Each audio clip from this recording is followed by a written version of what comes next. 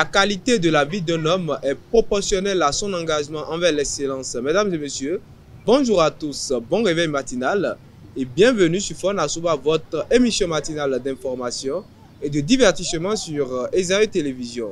Très heureux de vous retrouver encore une fois ce jeudi à suivre d'un instant à l'autre Boulou Info avec Elisabeth Ilaïda. Au sommet de ce matinal, le passeport béninois se hisse en tête des classements de la zone UEMOA et CEDEAO selon NLE Passport Index 2025. Une délégation de l'ambassade des Pays-Bas a visité Parakou pour évaluer un projet de prévention de l'extrémisme violent et de renforcement de la cohésion sociale. En Somalie, une opération antiterroriste a permis de repousser une attaque du groupe État islamique dans le nord du pays. Dans la Minute Sport de ce matin, préparation des éliminatoires du mondial féminin U17 Maroc 2025 à Mandebokor est forfait. Les Buffles du Borgou officialisent leur transfert pour la suite de la saison. Candace Bayovo Fiogbe brille avec un doublé en UEFA Youth League 2024-2025 du côté de l'Atlanta Bergame, autant pour moi. Après Boulot Info et la Minute Sport, on va poursuivre avec l'astuce santé. Pour ce matin, Sylvie Dedéou nous donnera les bienfaits de l'œuf et comment les consommer. L'artiste du jour sera avec Elvik Umbetoro et l'artiste qui sera peint évidemment ce matin est Rexon, artiste danseur et chorégraphe. Et pour boucler Fonasouba, je vous invite à suivre Parlons-en avec nos différents intervenants. Voilà le statut de Fonasouba de ce jeudi. On démarre sans plus tarder avec Boulou Info et la Minute Sport.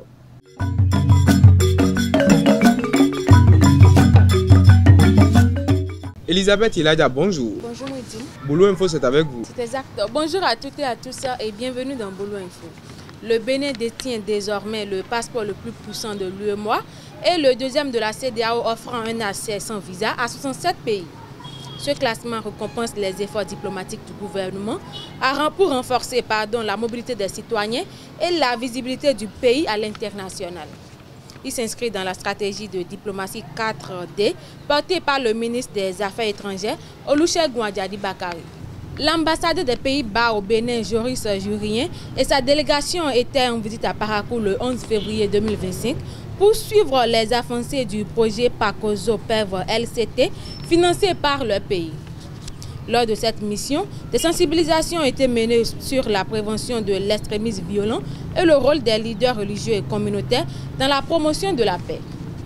Les autorités locales et les partenaires du projet ont salué cette initiative, soulignant l'importance du dialogue et de l'engagement citoyen pour la stabilité et la sécurité.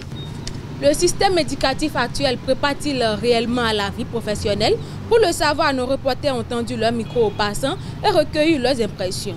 Voici un aperçu de leurs opinions variées au micro de Mouldine Lawani et Sylvie Dedéou. Le système éducatif actuel du Bénin, pour moi, je ne pense pas qu'en dessous, mais ce que le temps de ça ne nous permet rien d'important dans notre vie. Parce que du collège, pour ne pas parler du primaire, du collège jusqu'en terminale, on n'a rien que la pratique et que la théorie. On est théoriquement formé et pratiquement déformé. Bon, pour moi, je dirais plus ou moins que, en vrai, notre système garantit l'avenir.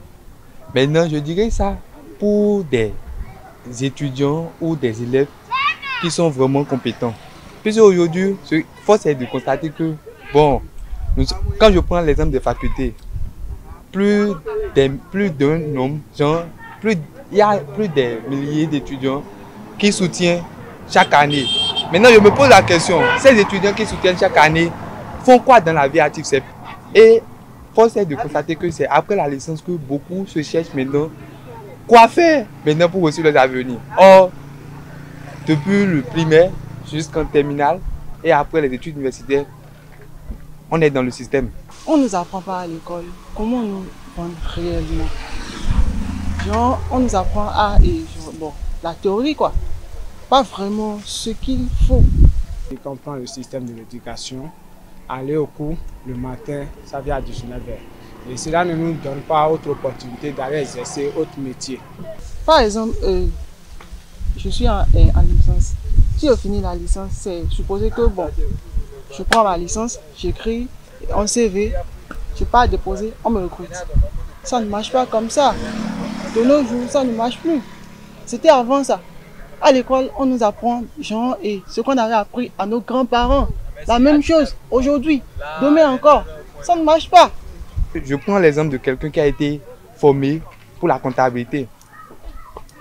On dit la comptabilité, mais depuis je vais même parler sur le plan universitaire. Du première année jusqu'en terminale et en troisième année, un étudiant qui a fait la licence est incapable d'allumer un ordinateur. C'est grave. Maintenant, je me pose, est-ce que la question revient aux étudiants ou aux enseignants? Il faut constater aussi que bon, la plupart c'est les étudiants, puisqu'on nous dit que la chance de gagner sa vie, c'est se retrouve dans les formations. Mais on est aussi au campus pour se faire former. D'abord, on dit certaines filières qu'il faut 3 ans d'abord avant de choisir ce que tu veux faire vraiment. Pourquoi ne pas suivre? Il y a certains qui suivent des formations et l'apprentissage. Et là, dans 3 ans, ils sont déjà des maîtres. Ils sont déjà des diplômés des maîtres. Celui avec qui moi j'ai fait 3 ans maintenant, moi je suis en terminale, lui il gagne déjà de l'argent. Les cours d'informatique, pour moi, je ne sais pas à quoi c'est en vrai les cours d'informatique dans nos diverses universités. Puisque là, on dit un cours d'informatique et on vient suivre seulement la théorie. Pour quelqu'un qui fait la gestion, qui fait la comptabilité. Même les logiciels, on ne maîtrise même pas. Là, on va dire que bon, c'est l'étudiant qui ne cherche pas. Mais en vrai, on est au cours de 7h à 19h. Quel temps tu as maintenant pour aller chercher quoi faire d'autre sur les informations sur la comptabilité et autres? Pour que ça change, par exemple, à l'école secondaire, de la 3e par exemple, on peut initier les enfants directement. Pas la théorie, toujours la théorie, non. Genre, on demande à l'enfant ce qu'il veut vraiment. On lui apprend la pratique et la théorie en même temps. Juste ça à l'université. Genre, il sera doué dans son domaine. Hors de nos frontières, une délégation religieuse composée notamment de catholiques et de protestants a été reçue à Goma en RDC par Corneille Nangaa, coordonnateur de l'Alliance Fleuve Congo, qui inclut le groupe armé M23. L'objectif est d'œuvrer pour un pacte social pour la paix et le bien vivre ensemble dans la région des Grands Lacs. À l'issue de la rencontre, les chefs religieux ont indiqué que le président Tshisekedi était favorable à cette initiative à condition qu'elle soit inclusive. Et pour finir, en Somalie, les forces de défense de Puntland ont annoncé mardi 11 février 2025 avoir déjoué une attaque terroriste de l'État islamique dans les montagnes Kalmiskad. Cette opération, appuyée par des frappes de drones américains et émiratistes, a conduit à l'élimination de plusieurs cadres de l'État islamique, dont Ahmed Maïlenine, responsable de recrutement et des finances du groupe. Selon des sources sécuritaires, ces offensives auraient réduit d'un tiers les capacités de l'organisation dans la région. C'est tout pour l'info de ce matin. Merci de nous avoir suivis. Merci à vous, Elisabeth Iladia, pour l'actualité matinale. À présent, chers internautes, j'invite au plateau Elvic Ngbeto pour la Minute Sport. Côté sport, Elvic Ngbeto, bonjour. Bonjour Mouidine Lawani. La Minute Sport, c'est avec vous. Amis internautes des AE Télé, bonjour. Pour le bien-être de leur santé et prévenir certaines maladies, l'Université de Parakou a mis en place un projet dénommé Santé au travail. Un projet qui réunit les professeurs et les membres de l'administration pour une meilleure prise en charge de leur santé. Au micro de Mouidine Lawani, le recteur de l'Université de Parakou donne plus de précisions. Notre projet Santé au travail est un projet qui a 4 composantes. La première composante, c'est le sport que nous faisons tous les mercredis, personnel enseignant, personnel administratif confondu, avec l'assistance d'un coach.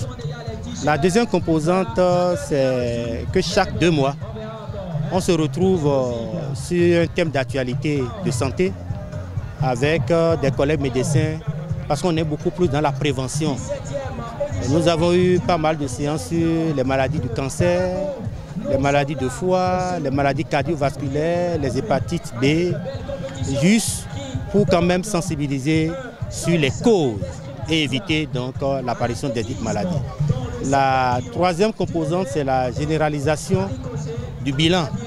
Vous savez, on n'a pas forcément le réflexe donc, de ce point de santé, mais nous développons cette culture de bilan annuel. Et enfin, la quatrième composante, c'est l'aménagement de nos bureaux. Nous y aurons que l'aération les types d'aménagement de nos bureaux nous intoxiquent progressivement. Or, nous passons l'essentiel de notre temps, donc de notre journée au bureau. Donc nous avons cette composante qui essaie, on a un médecin du travail qui nous appuie, qui nous assiste et qui permet donc de conseiller les différentes composantes donc, de l'administration comme au niveau donc, du corps professoral. Cette équipe donc, de médecins nous assiste justement pour les types d'aménagements qui nous évitent des problèmes de santé dans le futur. Donc voilà les 4 composantes de notre projet Santé au travail. Je vous remercie. Les Amazones U17 du Bénin affronteront la RDC en mars prochain pour le 2e tour des éliminatoires de la Coupe du Monde féminine U17, mais elles devront se passer de leur capitaine Amande Bokor. Malheureusement, la jeune latérale droite s'est gravement blessée lors de l'entraînement du mardi 11 février 2025. D'après les informations de la Fédération béninoise de football, elle souffre de multiples fractures au tibia nécessitant une intervention chirurgicale. La Fédération béninoise de football travaille activement pour garantir sa prise en charge complète. Amande Bokor manquera donc le reste des préparations et des éliminatoires. Les Buffs FC du Borgou ont annoncé officiellement la signature de 3 nouveaux joueurs pour la suite de la saison. Ces joueurs arrivent pour renforcer la ligne offensive du club de la ville des Kobourou. Il s'agit de Chanou Ahmed Ayenla, Abouta Donaldo et Adam Ramzi. Ils seront tous du groupe pour la réception de Panther FC le samedi 15 février prochain. Le jeune attaquant béninois de 20 ans, Candace Bayovo Fiogbe, a une fois de plus réalisé une masterclass lors de la 16e de finale de la Youth League contre le Dynamo de Kiev en inscrivant un doublé le mardi 11 février 2025. Grâce à ses exploits, son équipe a pu arracher la séance des tirs au but.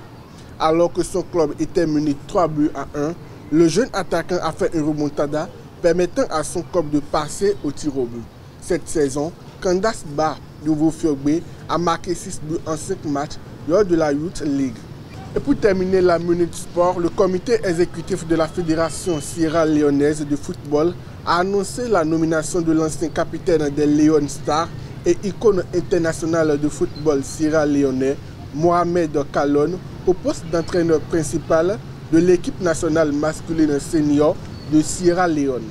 Une sélection nationale qui fait confiance à un technicien du continent. C'est tout pour l'actualité sportive. Merci à vous, Elvic Ngweto, pour l'actualité sportive de ce matin. À présent, chers internautes, j'invite au plateau Sylvie Dedeo pour l'astuce santé.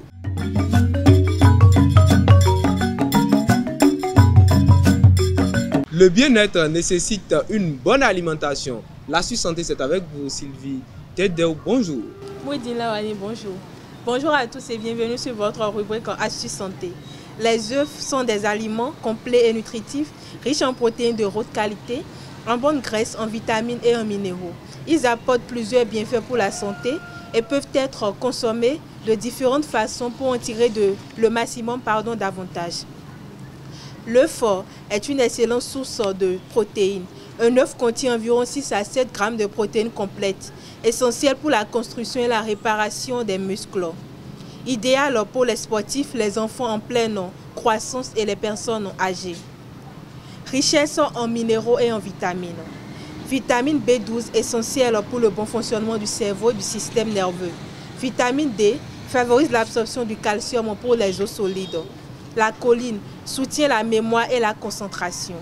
Antioxydants protège la vision et réduisent le risque de cataracte. L'œuf est bon pour le cœur. Contrairement aux idées reçues, les œufs ne sont pas dangereux pour le cholestérol si consommés avec modération. Ils augmentent le bon cholestérol HDL, réduisant ainsi le risque de maladies cardiovasculaires. L'œuf est idéal pour la gestion du poids. Les œufs procurent une sensation de satiété durable, ce qui limite les grignotages et aide à mieux contrôler l'appétit. Peu caloriques, ils sont parfaits pour une alimentation équilibrée. Comment bien consommer les œufs? Astuce 1, choisir les œufs de qualité. Optez pour les œufs bio ou fermiers si possible, car ils contiennent plus d'oméga 3 et sont souvent produits de manière plus respectueuse de l'environnement. Privilégiez la bonne cuisson. Œufs durs ou pochés préservent mieux les nutriments. œufs brouillés ou en omelette, cuisson rapide, mais évitez l'excès de matière grasse. Évitez les œufs crus à cause du risque de contamination par la salmonelle.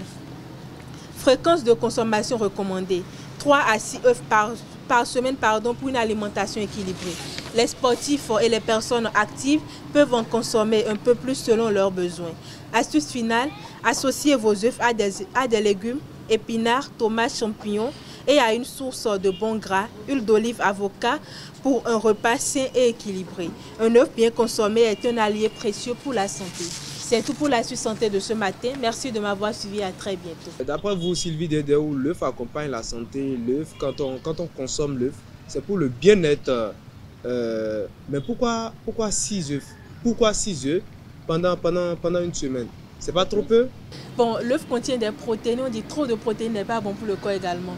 Donc, dans une semaine, il y a 7 jours. Vous pouvez consommer 6. Au plus, c'est entre 3 et 6. Vous pouvez le consommer chaque 2 jours, par exemple. Parfois, ça me tente de manger 3 œufs sur un seul riz. Vous vous rendez malade sans le savoir. Merci à vous, Sylvie Dedeo. À présent, chers internautes, on retourne du côté de Elvik Ongwetao pour l'artiste du jour.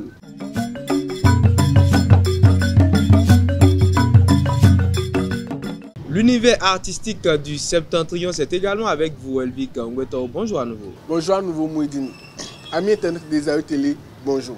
Il s'appelle Regson, à l'état civil, Régis Yoniwin, artiste danseur et chorégraphe, chef de section de danse à l'UKO-UP, promotion 2022-2023 et membre du groupe de danse K5.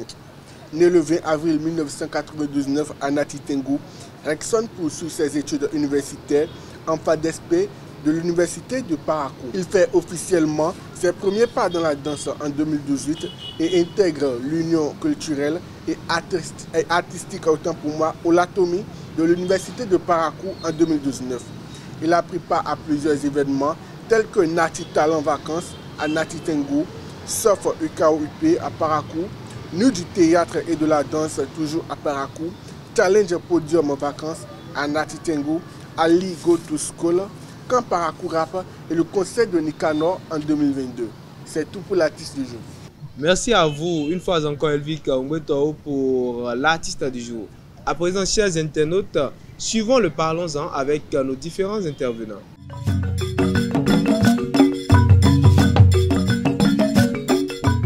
Faut-il choisir son métier par passion ou pour l'argent? Voilà, c'est le sujet de Parlons-en de ce matin et le débat se fera entre vous. Sylvie Dedeo, bonjour à nouveau. Bonjour à nouveau, Mouidine. Et Elisabeth Iladia, bonjour à nouveau. Bonjour à nouveau. Alors Sylvie Dedeo, dites-moi, quand on dit métier, ça veut dire quoi pour vous? Bon, pour moi, métier, c'est toute activité qu'on exerce qui peut nous rapporter peut-être de l'argent. En tout cas, c'est un peu ça selon moi. C'est toute activité qu'on exerce? Ça peut ne pas rapporter de l'argent, mais c'est une activité qu'on exerce. C'est toute activité qu'on exerce à but lucratif ou non? Oui. Elisabeth Iladia, métier. C'est ça, c'est comme elle a défini. C'est toute activité qu'on exerce. C'est-à-dire on a appris un métier, on a acquis des connaissances et maintenant on veut les rendre. Mais en retour, on a une récompense. C'est comme l'a dit Sylvie, c'est ce que vous avez dit. Mais vous, Elisabeth, est-ce que vous pouvez exercer un métier sans qu'on ne vous paye? Non. Elle a bien dit, c'est un métier à but lucratif ou non? Hein? Oui. Non. Sylvie, pouvez-vous exercer un métier sans de récompense? Mais ça dépend. Par exemple, il y a des fois où tu apprends un métier, par exemple, et tu mets ça à la disposition de quelqu'un ou bien d'une population, par exemple, qui a besoin de ton aide. Dans ce cas-là, tu ne prends pas de l'argent. Je prends le cas des ONG, par exemple. Il y a des personnes qui ont fait la restauration. En tout cas, la restauration. Ça peut arriver des moments où ces personnes-là vont, par exemple, dans les orphelinats pour cuisiner gratuitement. Là, ils ne reçoivent pas de l'argent. Mais ils le font juste pour aider les orphelins qui sont là. Donc, c'est pourquoi j'ai dit, parfois, tu peux être payé ou des fois, non. Mais ce ne serait pas tous les jours. Parce que la personne ne travaille pas à temps plein à l'orphelinat, c'est une fois en passant. Voilà. La personne ne travaille pas à temps plein à l'orphelinat, c'est une fois en passant. Oui. Voilà, on revient sur le sujet de ce matin. Faut-il choisir son métier par passion ou pour l'argent? Elisabeth Iladia, qu'est-ce que vous pensez du sujet d'abord? Bon, moi, je pense qu'en quelque sorte, on se demande si on doit choisir un métier ou exercer un métier par passion ou pour de l'argent. Et vous en choisissez quoi? Bon, moi, je préfère par passion. Elisabeth, choisir son métier par passion. Si, je Intéressant. ne peux pas passion. Et Sylvie Dedeo, c'est pas passion ou pas l'argent vous choisissez un métier? Bon, déjà, pour moi, je crois qu'il faut choisir un métier pour l'argent d'abord. Pour l'argent. Oui. Pour l'argent et pas passion. Je pense que les rôles sont inversés de ce matin. Les rôles sont inversés ce matin. Elisabeth, on vous écoute. Pourquoi dites-vous qu'il faut choisir un métier par passion? Bon, d'abord, c'est quoi la passion? La passion, c'est d'abord une émotion intense que l'on ressent, c'est-à-dire un engagement.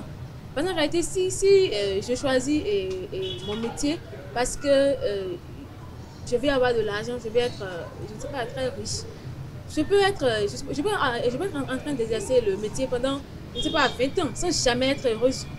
Parce qu'en réalité, si peut-être, même si je ne gagne pas beaucoup, je gagne et j'ai le peu d'argent qui me permet de subvenir à mes besoins, mais que le métier me passionne tellement, j'aurai toujours des idées, et puis mon cerveau va plus fonctionner, parce qu'en réalité, en exerçant le métier, je suis heureuse.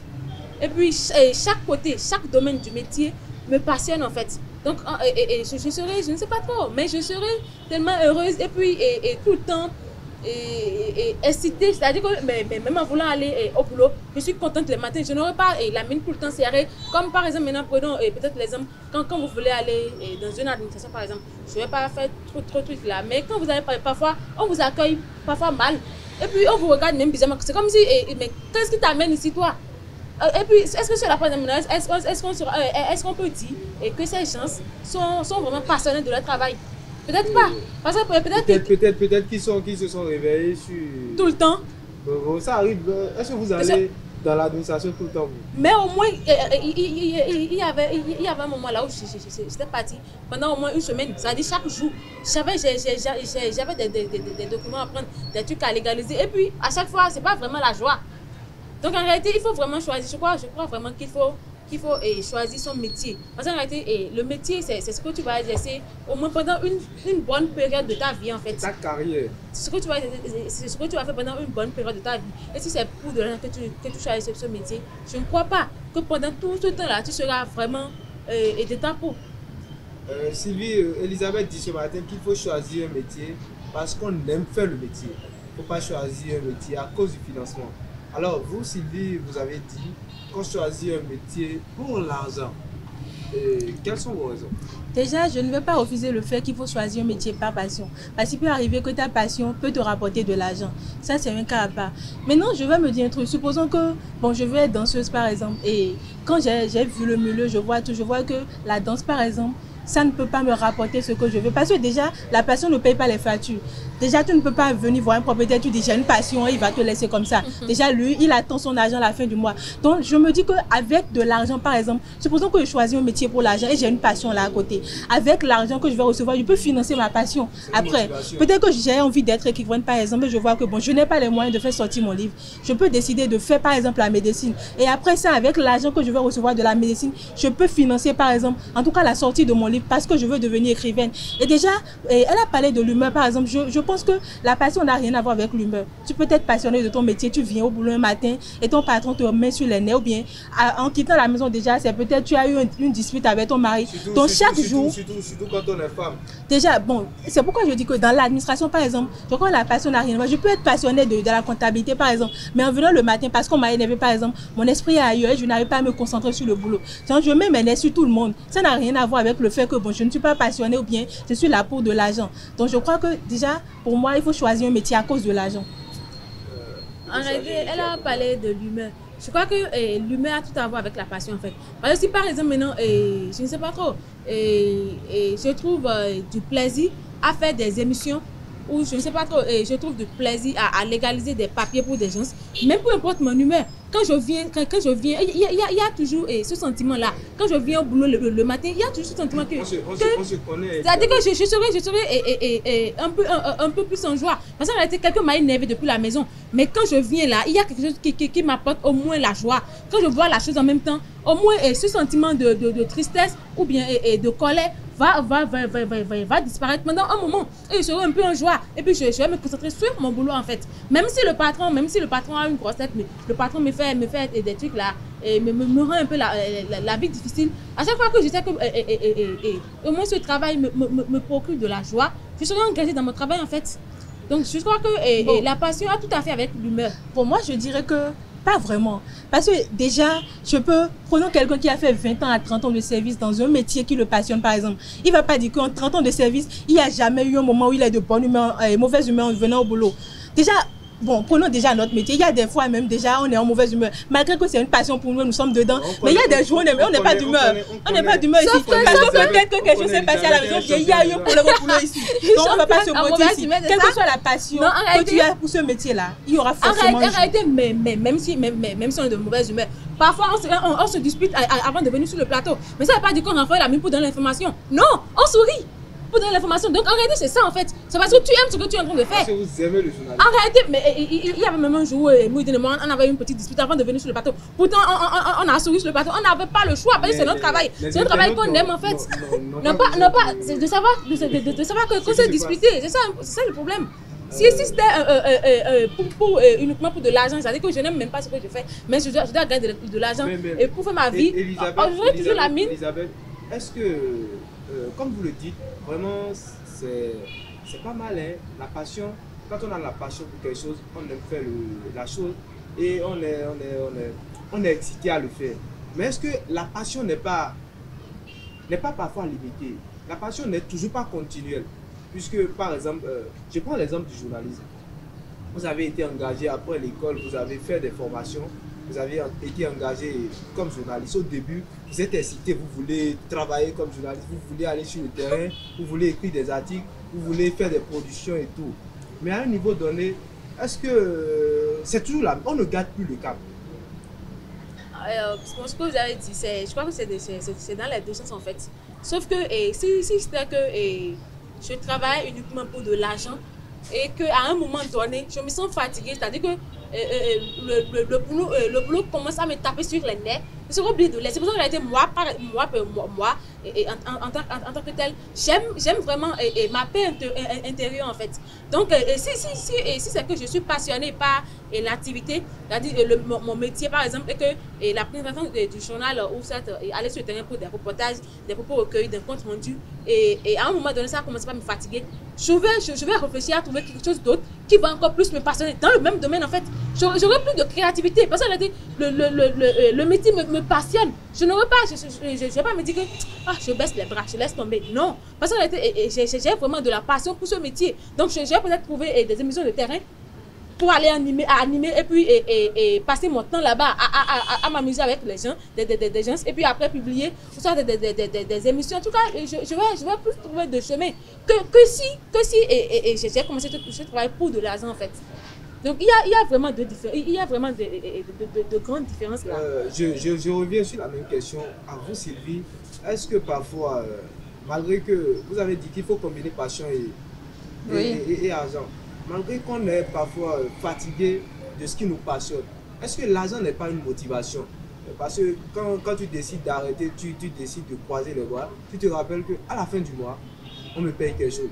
Donc, peu importe ce que j'ai à l'instant T, il faudra forcer, il faudra mettre du paquet pour réaliser les tâches. Déjà, moi, je vais dire qu'on choisit un métier pour subvenir à ses besoins. Déjà, c'est la première des choses. Déjà, si tu veux choisir un métier, ce métier-là est incapable déjà de te nourrir là. Je vois que ça n'a vraiment pas son sens. Tu es devenue prisonnière de cette passion-là dont tu parles. On ne choisit pas un métier pour battre une école de messe. Exactement. Maintenant, avec l'argent là, je pense que la passion peut naître. Je prends un exemple simple. Déjà, je fais un métier qui me permet de gagner ma vie. Si je suis stressée au boulot, j'ai la capacité de financer un voyage pour aller me déstresser ailleurs, aller peut-être dans un restaurant, aller faire du shopping, tout ce que je veux. Et même si je vois que je ne peux pas vivre sans cette passion-là dont je parle, si j'ai les moyens, pourquoi?